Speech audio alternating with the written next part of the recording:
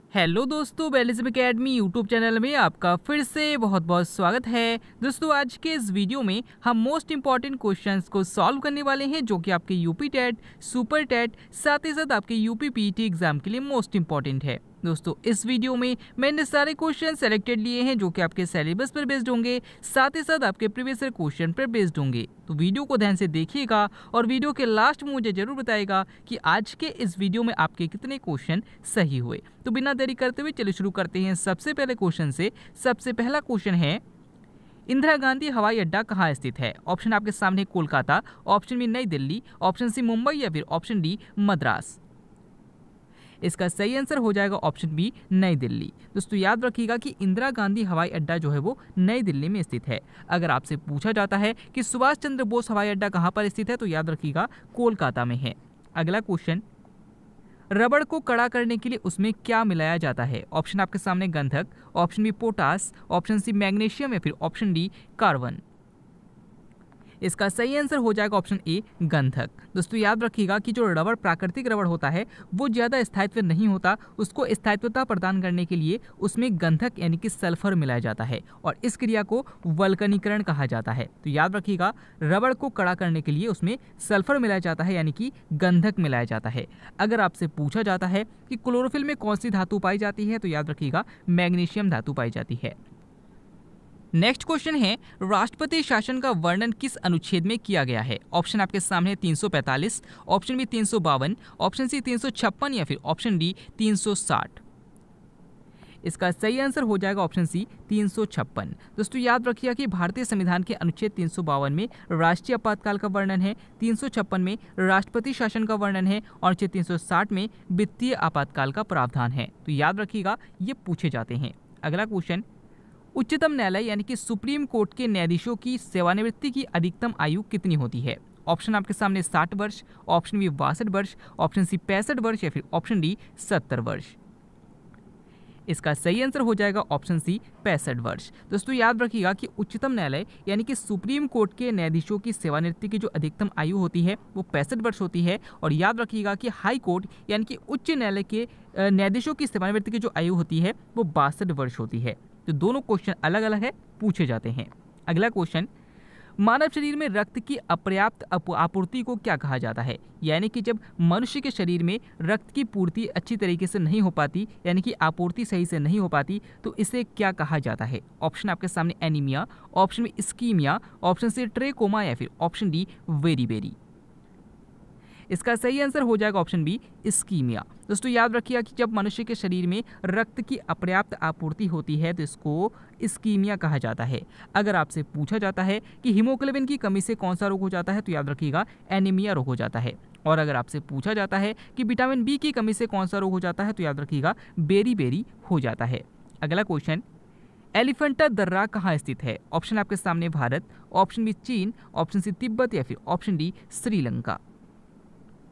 इसका सही आंसर हो जाएगा ऑप्शन डी श्रीलंका। दोस्तों, याद रखिएगा कि दो क्वेश्चन आपसे पूछे जा सकते हैं। सबसे पहला क्वेश्चन कि एलिफेंटा दर्रा कहाँ है तो श्रीलंका में है और दूसरा क्वेश्चन कि एलिफेंटा द्वीप कहाँ है तो याद रखिएगा भारत में है और मुंबई के अपतटीय क्षेत्रों पर स्थित है। अगला क्वेश्चन, भारत के पहले रक्षा मंत्री कौन थे? ऑप्शन आपके सामने बलदेव सिंह, ऑप्शन बी स्वर्ण सिंह, ऑप्शन सी कर्ण सिंह या फिर ऑप्शन डी JL मेहता।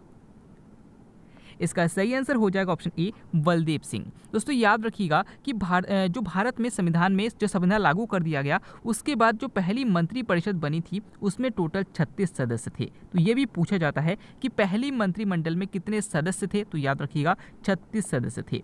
और अगर आपसे पूछा जाता है कि भारत के पहले रक्षा मंत्री कौन थे तो याद रखिएगा बलदेव सिंह थे। अगला क्वेश्चन, रत्नावली किसकी रचना है? ऑप्शन आपके सामने है Mohammad Jayasi, option B Banabhatta, option C Kalidasa या फिर ऑप्शन डी हर्षवर्धन।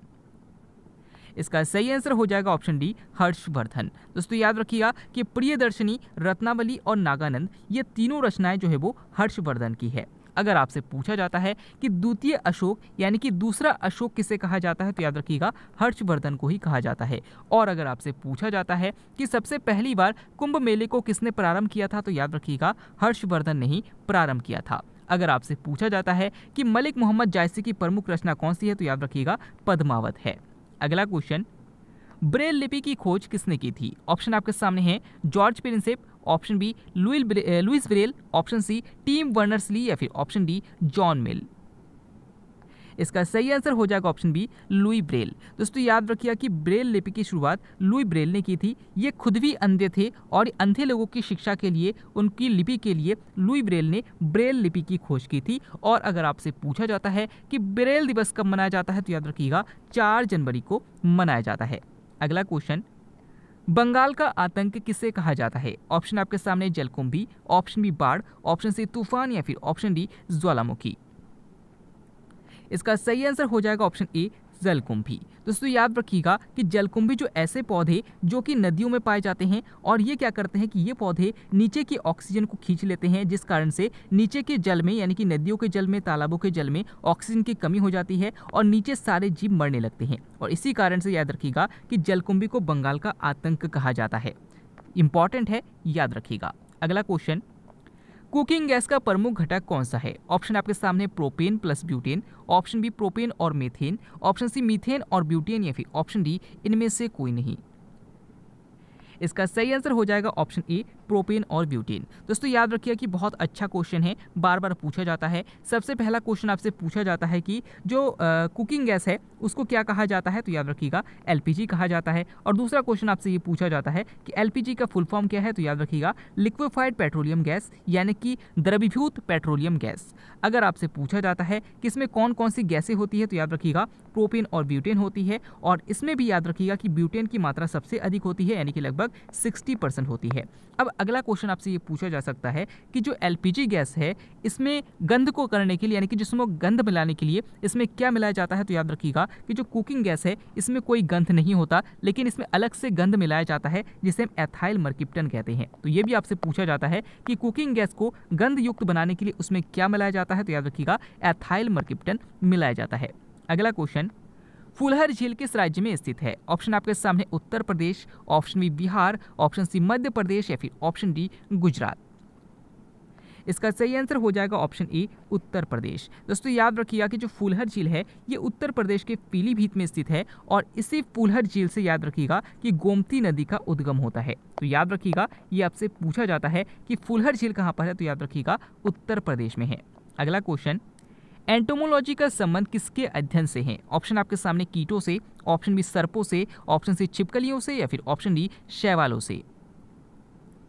इसका सही आंसर हो जाएगा ऑप्शन ए कीटों से। दोस्तों याद रखिएगा कि एंटोमोलॉजी का अध्ययन जो है वो कीटों का अध्ययन एंटोमोलॉजी के अंतर्गत किया जाता है, सर्पों का अध्ययन ऑफियोलॉजी के अंतर्गत किया जाता है, शैवालों का अध्ययन फाइकोलॉजी के अंतर्गत किया जाता है। याद रखिएगा छिपकलियों का अध्ययन सेरोलॉजी के अंतर्गत किया जाता है।